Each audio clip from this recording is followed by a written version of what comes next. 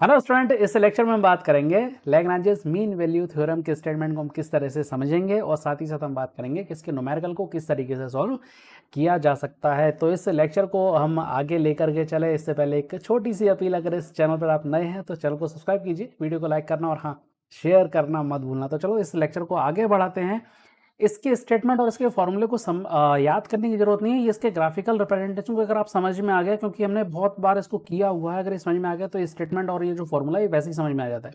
तो एक बार इसको करके देखते हैं क्या है ये चीज। चलो, तो सबसे पहले हमारे सामने एक ग्राफ है जिसमें हमने माना हुआ है कि हमारे पास एक पॉइंट ए है। ठीक है, ये हम ले लेते हैं कि ये पॉइंट ए है और ये हमारे पास पॉइंट बी है और एक कंटिन्यूस ग्राफ इन दोनों पॉइंट्स को ज्वाइन करता है या इनको ज्वाइंट करता है। ठीक है, तो यहाँ पर ये जो ग्राफ है किस तरह का है, ये कंटिन्यूस टाइप का एक ग्राफ है और एक कॉर्ड की फॉर्म में हमने इसको ले रखा हुआ है। ठीक है, तो ये भी एक कॉर्ड है और इस ए बी कॉर्ड का जो स्लोप है, यानी कि हमने ए से बी को एक लाइन से इसको ज्वाइन किया हो तो इसका स्लोप है, तो हमको मालूम है कि क्या होता है। पर इससे पहले हम इसके कोऑर्डिनेट को हम बनाएंगे सबसे पहले। तो ठीक है, अगर हम सबसे पहले ए के कोऑर्डिनेट को बनाएं तो ए का कोऑर्डिनेट क्या बनेगा, ए का कोऑर्डिनेट बनेगा एक्स एक्सिस, मतलब हमारा आएगा ए और दूसरा आएगा वाई। तो वाई क्या है हमारे पास, एफ एक्स है, मतलब कोई फंक्शन है एक्स का। ठीक है, अगर मैं उसमें ए और बी की वैल्यू रखूंगा तो मुझे वाई मिल जाएगा। ठीक है, तो यहाँ पे आ जाएगा ये एफ बी मतलब वाई। ठीक है, ऐसे ही अगर मैं बी की बात करूं तो क्या मिलेगा मुझे, बी एफ सॉरी यहाँ पे हमको ए लेना है और ये आएगा एफ बी, ये हमको मिलेगा। ठीक है, तो अब मुझे ये बताओ कि इस कॉर्ड को ज्वाइन करने वाला जो स्लोप है वो क्या मिलेगा। अगर हम यहाँ पर स्लोप की बात करें तो ये स्लोप जो मिलेगा वो क्या मिलता है हमको, y2 minus Y one upon x2 minus x1। ठीक है, जरा y2 की वैल्यू लिखें तो क्या आएगा, y2 मिलेगा मुझे एफ बी। ठीक है, y1 क्या मिलेगा मुझे एफ ए अपॉन ये क्या मिलेगा मुझे b माइनस ए। ठीक है, इतनी बात हमारे समझ में आ गई। अब हम क्या करते हैं, इस कॉर्ड पे एक पॉइंट ले, यानी कि ए से बी के बीच में हम क्या ले लेते हैं, एक पॉइंट ले लेते हैं सी। ठीक है, और उस पर एक टेंजेंट खींचते हैं। ठीक है, उस पर क्या करें, टेंजेंट खींचा। अच्छा, ये जो टेंजेंट होता है ये क्या है, टेंजेंट को क्या बोलते हैं हम, एट पॉइंट सी, तो हम इसे बोलते हैं एफ डैश सी बोलते हैं। स्लोप ऑफ टेंजेंट, अगर हम स्लोप ऑफ टेंजेंट बोले तो स्लोप ऑफ टेंजेंट क्या हो जाएगा,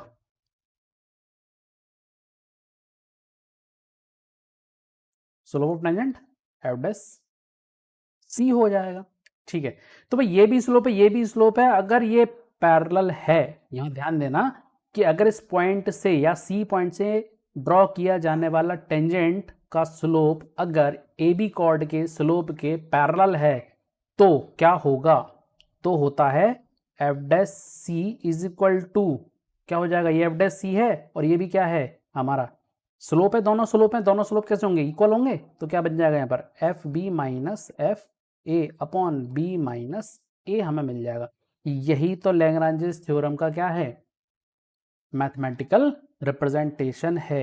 ठीक है, यहां पर एक और कंक्लूजन ये निकलता है कि अगर ऐसा होगा इसका मतलब ये होगा कि जो आपने ए बी, आपने एक इंटरवल ले रखा है ए बी, उसके बीच में जो हमारा कोई भी पॉइंट हमने एक ले रखा है सी, अगर उससे मैं कोई टेंजेंट खींचता हूं तो वो टेंजेंट कॉर्ड के स्लोप के पैरेलल होगा। ये इसका छोटा सा कंक्लूजन है, इसको याद रखना है, इसको समझना है। ठीक है, अब आपको इसके स्टेटमेंट और जो फॉर्मूला वो ऑटोमेटिक आप समझ में आ गया होगा कि हमको करना क्या है, क्योंकि दोनों चीज हमने की हुई है। हमने कॉर्ड का स्लोप भी निकाला हुआ है y2 minus Y one x2 minus x1 से, हमने टेंजेंट का भी स्लोप निकाला हुआ है, उसको डिफरेंशियल कर दो। ठीक है, ये दोनों चीजें, तो दोनों को क्या करना है, इक्वल रखना है, तो ये पैरेलल होगा, ये इसका कंक्लूजन निकलता है, छोटा सा कंक्लूजन। ठीक है, अब इसकी स्टेटमेंट पे चलते हैं। भाई स्टेटमेंट सीधा सा है, कंटिन्यूस कर्व है तो कैसा होना चाहिए, कंटिन्यूस होना चाहिए इसके लिए, और दूसरा क्या होना चाहिए, डिफरेंशिएबल होना चाहिए। डिफरेंशियल मतलब अगर आप उस पॉइंट पर या ए बी इंटरवल के बीच में अगर आप कुछ पॉइंट्स लेते हैं, बहुत सारे पॉइंट होंगे, किसी भी पॉइंट को अगर आप लेते हैं तो उस पर आपका डिफरेंशियल कैसा होना चाहिए, फाइनाइट होना चाहिए, तो ये डिफरेंशिएबल होगा। अगर ऐसा है तो लैग्रांजेस की थ्योरम को ये हम इस तरह से इसको वेरीफाई कर पाएंगे। तो ये लैग्रांजेस थ्योरम का क्या है, ये स्टेटमेंट है। तो फॉर्मूला क्या है हमारे पास, F dash equal to F B minus F A one B minus A होगा, अगर ये दोनों स्टेटमेंट सेटिस्फाई होते हैं तो। क्लियर है, एक बार उसको थोड़ा सा कंक्लूड कर देते हैं, छोटे से फॉर्म इसको ले लेते हैं। ये दो स्टेटमेंट अगर हमारे, पहला कंटिन्यूस होना चाहिए, दूसरा डिफरेंशिएबल होना चाहिए, अगर ये दोनों स्टेटमेंट हमारे अगर सही हैं तो हमारा जो लैग्रांजेस थ्योरम का मैथमेटिकल रिप्रेजेंटेशन वो कहता है कि F dash should be equal to F B minus F upon B minus A, ये होगा। ठीक है, तो ये हो गया हमारा लैग्रांजेस मीन वैल्यू थ्योरम के स्टेटमेंट और इसका ग्राफिकल रिप्रेजेंटेशन किस तरह से किया जाता है। बात समझ में आ गई। चलो अब हम चलते हैं इसके न्यूमेरिकल पे कि न्यूमेरिकल को सॉल्व कैसे करेंगे। ठीक है, ये न्यूमेरिकल है मेरे पास, verify Lagrange theorem for two four वो इस फोर को कर देना ऑफ। ठीक है, फोर को कर देना ऑफ। तो of the following function in interval -1 से 1 तक के बीच में इसको करना है। ठीक है साहब, कैसे किया जाए? सबसे पहली चीज कंटिन्यूस होना चाहिए। ठीक है, हर पॉइंट के लिए हमें इस पॉइंट में -1 से लेकर 1 तक के लिए कंटिन्यूस मिलेगा। ठीक, दूसरा डिफरेंशिएबल होना चाहिए। ठीक है, डिफरेंशिएबिलिटी करके देख लेते हैं हम। सेकंड पॉइंट को लेते हैं, डिफरेंशियल कर लेते हैं इसका। एफ डैश एक्स क्या मिलेगा मुझे? 1/3 एक्स की पावर 1/3 -1, यानी कि मुझे वैल्यू यहां पर जो मिल रही है वो मिली है -2/3। इसको थोड़ा सा और अगर हम इसको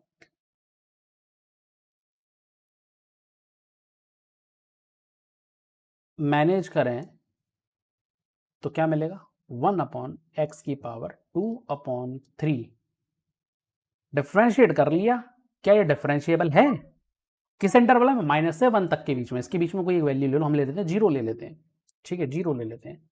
अगर मैं यहां पर c = 0 ले लेता हूं तो एफ डैश सी मुझे क्या मिलेगा? एफ डैश सी मिलेगा मुझे यहां पर इनफाइनाइट। तो क्या ये डिफरेंशिएबल है? नहीं, ये फाइनाइट नहीं है। इसका डिफरेंस जो हमने डिफरेंशियल निकाला वो फाइनाइट नहीं है। इसका मतलब ये डिफरेंशिएबिलिटी की डेफिनेशन में नहीं आता।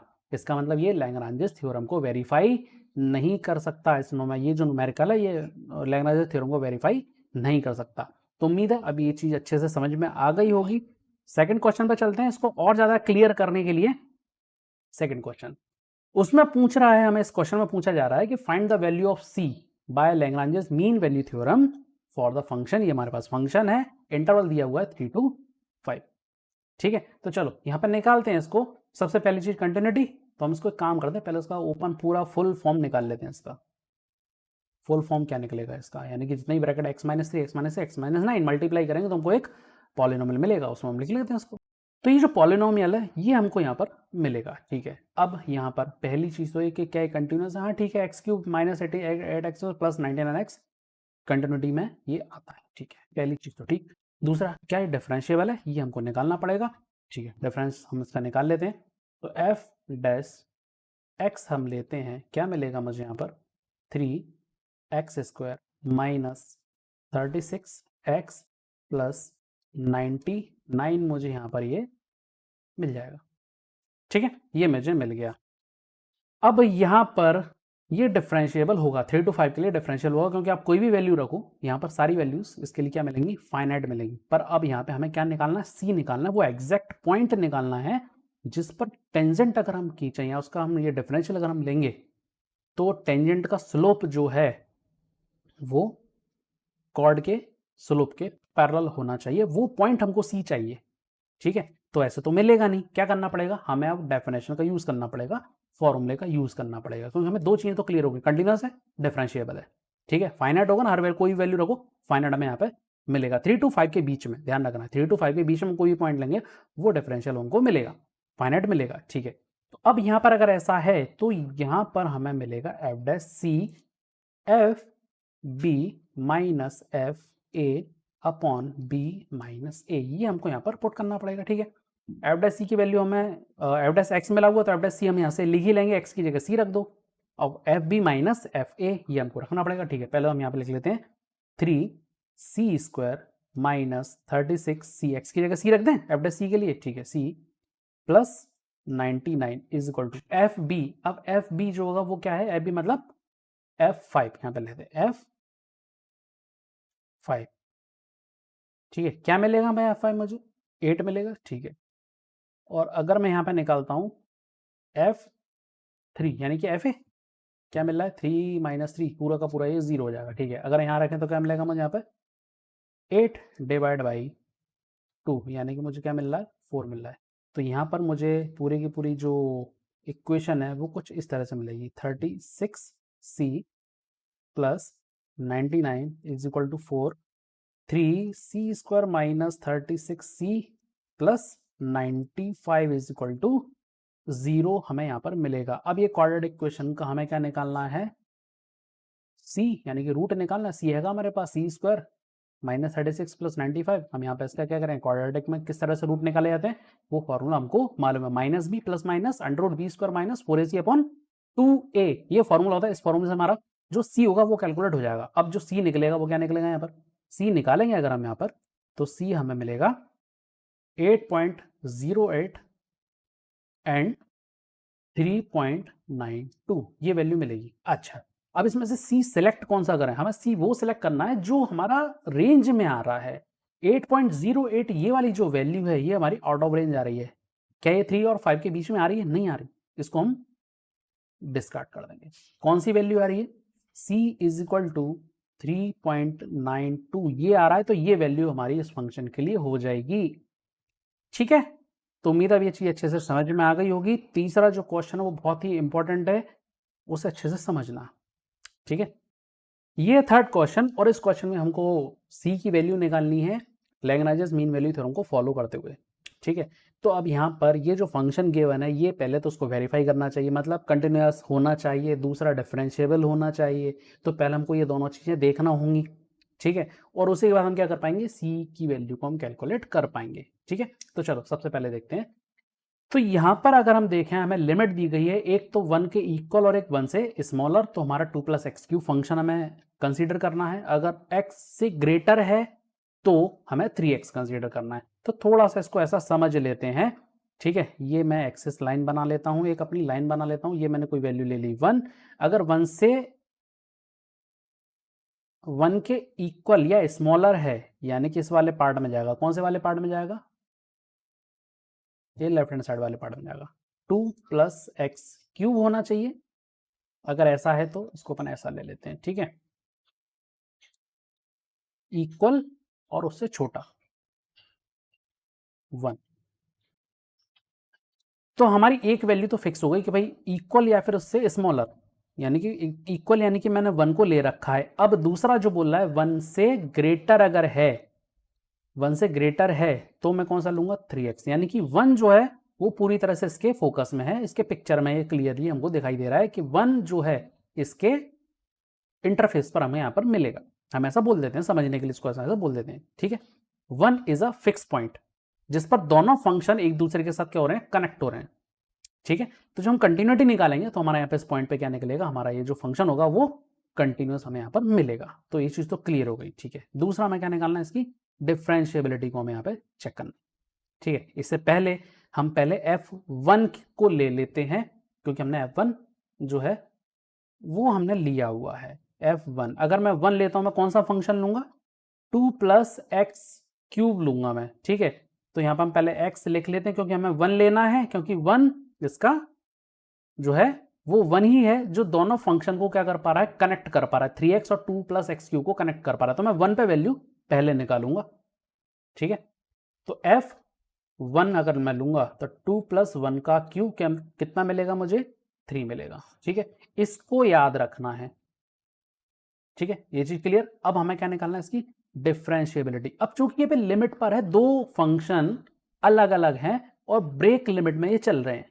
ठीक है, ब्रेक लिमिट में ये चल रहे हैं, एक स्मॉलर पे है और दूसरा ग्रेटर पे चल रहा है। तो ऐसे में हमें क्या निकालना पड़ेगा, आर एच डी और एल एच डी हमें यहाँ पे कैलकुलेट करना पड़ेगा। तो पहले हम आर एच डी निकाल लेते हैं, लेफ्ट हैंड डेरिवेटिव। ठीक है, क्या होता है, लेफ्ट हैंड डेरिवेटिव बोलता है, सॉरी राइट हैंड डेरिवेटिव बोलता है लिमिट x की वैल्यू हमारी चलेगी कहां से, 1 प्लस, 1 प्लस मतलब 1 से ग्रेटर वाले के लिए, आर एच टी मतलब ये वाला इधर वाला पार्ट है ना। तो ये क्या है, ग्रेटर है ना, तो हमने क्या बोल दिया इसको 1 प्लस, समझने के लिए इसको बोल देते हैं 1 प्लस। ठीक है, क्या मिलेगा हमें यहाँ पे, F x minus F 1 upon x minus 1। इस तरह से आर एच डी निकाला जाता है। ठीक है, अगर इस तरह से आर एच डी निकाला जाता है तो यहाँ पे हमें क्या मिलेगा, यहाँ पे हम लिखा लेंगे limit x tends to 1 plus, तो x क्या लेंगे हम यहाँ पे 3x लेंगे माइनस f1 की वैल्यू कितनी है 3 है अपॉन x माइनस 1। यहाँ से क्या करो, 3 को कॉमन ले लो, अंदर क्या बचा x minus 1 upon x minus 1। तो ये नोमिनेटर और डिनोमिनेटर दोनों कैंसिल। क्या ये लिमिट x की वैल्यू जो 1 हमारी आ रही है क्या वो रखें, नहीं, x तो खत्म ही हो गया ना, रख के करेंगे क्या, तो आर एच डी कितना मिल गया मुझे यहाँ से, 3 मिल गया। ठीक है, अब क्या निकालें, एल एच डी निकालते हैं, एल एच डी निकालेंगे। ठीक है, कैसे निकलेगा, लिमिट एक्स 1 माइनस, मतलब लेस देन और इक्वल वाला जो हमने ले रखा है, लेस देन वाला पार्ट 1 माइनस, फॉर्मूला सेम लगेगा, F x minus F one x minus 1, ऐसा। अब ये जो एफ एक्स है ये हमें क्या रखना पड़ेगा, जो स्मॉलर वाला है वो फंक्शन हमें रखना पड़ेगा, यानी कि जो स्मॉलर लिमिट के लिए दिया गया है, स्मॉलर लिमिट के लिए कौन सा दिया गया है हमें, 2 प्लस एक्स क्यूब दिया गया, तो यही रखना पड़ेगा हमको। ठीक, 2 plus x cube minus F one की वैल्यू कितनी है, 3 अपॉन एक्स माइनस 1, क्या मिलेगा मुझे यहाँ से यहाँ मिल रहा है मुझे x cube minus 1 upon x minus 1। अब ऐसे केस के लिए किया जाए, एक्स क्यूब माइनस 1 मिल रहा है, क्या नोमिनेटर डिनोमिनेटर कैंसिल हो रहे हैं, नहीं अभी तो नहीं हो रहे। हाँ, एक तरीके से हो सकते हैं, यहाँ पर ए क्यू माइनस बी क्यू का फॉर्मूला लगा दो, ठीक है, तो कुछ हमें यहाँ पे वैल्यू मिल सकती है। ठीक है, लगा देते हैं। क्या होता है फॉर्मूला इसका, A cube minus B cube का होता है A minus B A square plus B square plus A B, ये फॉर्मूला इसका होता है। ठीक है, तो अब यहाँ पर हम इसको अप्लाई कर देते हैं।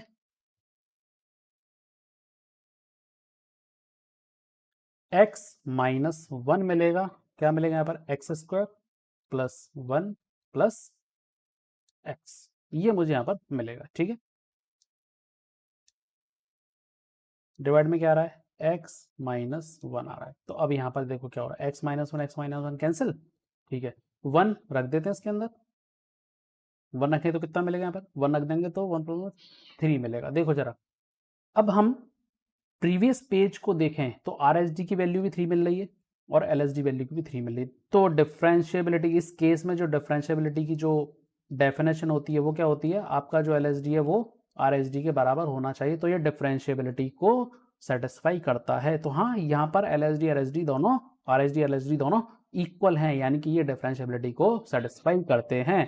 ठीक है, क्लियर हो गई बात। चलो अब यहाँ पर हम क्या करते हैं, एफ डैश सी की वैल्यू यहाँ पर निकालते हैं। ठीक है, एफ डैश सी का फॉर्मूला क्या था, F B minus F A upon B minus A, क्या मिलेगा यहाँ पर मुझे, एफ बी की वैल्यू, एफ बी की वैल्यू निकालेंगे मतलब एफ ऑफ 2 की वैल्यू निकालेंगे, तो एफ ऑफ 2, अच्छा यहाँ पर ध्यान देना है कि जो एफ ऑफ 2 है वो क्या है, अगर मैं एफ ऑफ 2 यहाँ पे इसकी लिमिट का देखूँ तो जरा 2 जो है वो कहाँ आ रहा है, इस वाली लिमिट में आ रहा है, ग्रेटर देन 1 वाली में, तो फंक्शन कौन सा बनेगा, 3x बनेगा, इसका मतलब 3 इंटू 2 बनेगा, 3 इंटू 2 कितना आएगा, 6 आएगा। ठीक, ऐसे ही मुझे एफ ऑफ ए निकालना है, एफ ऑफ ए कितना है, -1 है, लिमिट कौन सी चाहिए हमको, ए कॉमा बी वाली, अगर मैं ए कॉमा बी की बात करूँ तो ए -1 है, बी कितना है, 2 है। ठीक है, तो -1, अब -1 क्या है भाई, 1 से छोटा है, यानी कि वो इस लिमिट के अंदर आ रहा है, तो कौन सा फंक्शन लूंगा मैं, ये वाला फंक्शन लूंगा, वैल्यू क्या मिलेगी यहाँ पे, 1 मिलेगी। ठीक है, कैसे मिलेगी भाई, 2 प्लस एक्स क्यूब, 2 प्लस -1 का क्यूब, कितना मिलेगा मुझे, प्लस का 1 मिलेगा। ठीक है, क्लियर है यहाँ तक, क्लियर किस तरह से आ रहा है वैल्यू। ठीक है, ये मिल गई। अब इन वैल्यूज को उठा करके यहाँ पे रख देते हैं, कितना मिलेगा यहाँ पर मुझे, 6 माइनस 1 5 अपॉन 2 प्लस 1 कितना आ रहा है, 3, 5/3, ये एफ डैश सी की वैल्यू हमको मिल गई। हमने यहाँ पे क्या अप्लाई कर दिया, लैग्रांज का जो फॉर्मूला था, मैथमेटिकल जो रिप्रेजेंटेशन था वो हमने इसमें अप्लाई कर दिया, क्योंकि दोनों स्टेटमेंट सेटिस्फाई हैं तो हम फॉर्मूला इसमें लगा सकते हैं। ठीक है, मिल गया। अब हमें यही सी निकालना है, अब ये सी निकलेगा कैसे, यही समस्या है यहाँ पर। ठीक है, तो एफ डैश सी निकल गया ना, डिफरेंशियल निकल गया ना, अब जो हमें फंक्शन दिया उसका भी तो डिफरेंशियल करना पड़ेगा ना इसे निकालने के लिए, तो उसका डिफरेंशियल कर देते हैं हम। तो एफ डैश एक्स क्या मिलेगा, एफ डैश एक्स मिलेगा, पहले इसका डिफरेंशियल करो, 2 प्लस एक्स क्यूब, क्या मिलेगा 2 plus x cube, 3 x square मिलेगा, लिमिट किसके लिए चलेगी, यही वाली चलेगी। ठीक है, ऐसे ही 3x का डिफरेंशियल क्या हो जाएगा, 3 हो जाएगा, लिमिट ग्रेटर देन 1, ये हो गई। अब यहाँ पर अगर मैं देखूं, मुझे c की वैल्यू निकालना है ना, अगर मैं c की वैल्यू निकालूं तो मुझे क्या रखना पड़ेगा, एफ डैश सी, ये रखना पड़ेगा, मतलब 3c² ये रखना पड़ेगा। अब एफ डैश सी ऑलरेडी मैं निकाल के बैठा हुआ हूँ भाई, कितना है, 5/3 है। ठीक है, रख दो उसको यहाँ पर, 5/3 कितना आ रहा है यहाँ पर, is equal to 3 C square. ठीक है, तो यहाँ पे सी की वैल्यू कितनी मिलेगी, यहाँ पर सी की वैल्यू मिलेगी ±√5/3। इसका मतलब कितनी वैल्यू है ये, 0.74। प्लस माइनस लगाना पड़ेगा इसमें, ±0.74, ये वैल्यू हमें यहाँ पर मिल जाएगी। पहली तो वैल्यू हो गई। अच्छा, हमने कौन सा फंक्शन लिया था अभी, केवल 3x²। भाई 3 की कोई गलती है क्या जो हम 3 नहीं ले रहे? जरा ये देखो एफ निकालो तो 3 है ना यहाँ पर, इसको हटा देते हैं और इसको जरा रेड कलर से इसको मार्क कर देते हैं। इस लिमिट के लिए 3 है ना, मतलब x ग्रेटर देन 1 के लिए क्या है, 3 है ना। क्या ये 3 5/3 के इक्वल है जैसा भी यहाँ पे हमने किया है? नहीं है। इसका मतलब इसको हम सी नहीं ले सकते। यहां से मुझे सी मिल गया। अब बस ये देख लो कि ये जो वैल्यू निकली है क्या ये हमारी लिमिट के अंदर है। जो अगर वो हमारी लिमिट के अंदर है, यानी कि हमारी रेंज के अंदर है, जो लिमिट हमको दी गई है, अगर उसके अंदर है तब तो ये वैल्यू है। जो लिमिट के अंदर है उसे ले लो, जो नहीं उसे बाहर। ठीक है, तो अगर हम देखें ±0.74, वो दोनों की दोनों ही वैल्यू, प्लस वाली भी माइनस वाली भी, -1 से लेके 2 के बीच में आती है। इसका मतलब सी दोनों ही वैल्यू हो सकती है। ठीक है, ±0.74 हो सकती है। क्लियर है? उम्मीद है अब पूरी तरह से कॉन्सेप्ट आपको क्लियर हो गया होगा। तो वीडियो को लाइक करना मत भूलना, शेयर करो और हाँ, चैनल को सब्सक्राइब करो।